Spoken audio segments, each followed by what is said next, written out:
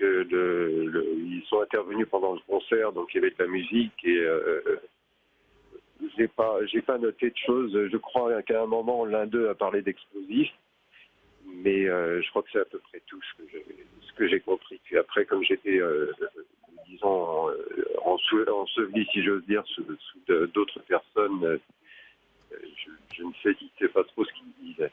Merci beaucoup. Hormis évidemment les rafales. En tout cas, merci beaucoup pour avoir témoigné ce soir en direct sur TF1 et sur LCI. Il est 23h53, François Hollande prend la parole.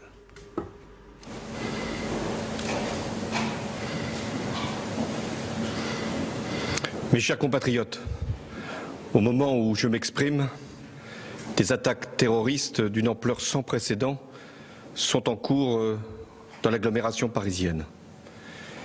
Il y a plusieurs dizaines de tués. Il y a beaucoup de blessés. C'est une horreur. Nous avons, sur ma décision, mobilisé toutes les forces possibles pour qu'il puisse y avoir la neutralisation des terroristes et la mise en sécurité de tous les quartiers qui peuvent être concernés. J'ai également demandé qu'il y ait des renforts militaires. Ils sont en ce moment sur l'agglomération parisienne pour être sûr qu'aucune attaque ne puisse de nouveau avoir lieu. J'ai également convoqué le Conseil des ministres. Il va se tenir dans quelques minutes. 2 décisions seront prises.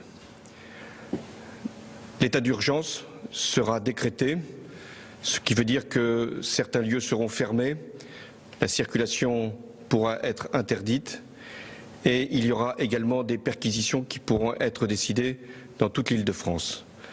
L'état d'urgence, lui, sera proclamé sur l'ensemble du territoire. La seconde décision que j'ai prise, c'est la fermeture des frontières. Nous devons nous assurer que personne ne pourra rentrer pour commettre quelque acte que ce soit.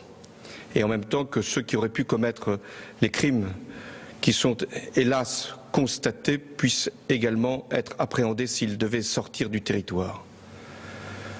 C'est une terrible épreuve qui, une nouvelle fois, nous assaille. Nous savons d'où elle vient, qui sont ces criminels, qui sont ces terroristes. Nous devons, dans ces moments si difficiles, et j'ai une pensée pour les victimes, très nombreuses, pour leurs familles, pour les blessés, nous devons faire preuve de compassion et de solidarité.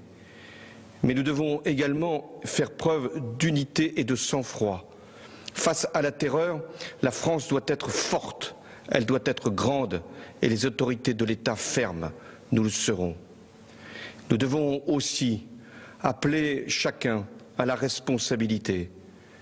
Ce que les terroristes veulent, c'est nous faire peur, nous saisir d'effroi. Il y a effectivement de quoi avoir peur, il y a l'effroi, mais il y a, face à l'effroi, une nation qui sait se défendre, qui sait mobiliser ses forces et qui, une fois encore, saura vaincre les terroristes. Françaises, Français, nous n'avons pas terminé les opérations.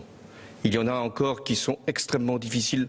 C'est en ce moment même que les forces de sécurité font assaut, notamment dans un lieu à Paris. Je vous demande de garder ici toute votre confiance dans ce que nous pouvons faire avec les forces de sécurité pour préserver notre nation des actes terroristes. Vive la République et vive la France. François Hollande, donc, qui s'exprimait ce soir juste avant un conseil des ministres exceptionnel qui va se tenir. Christophe Jacubizine, qu'est-ce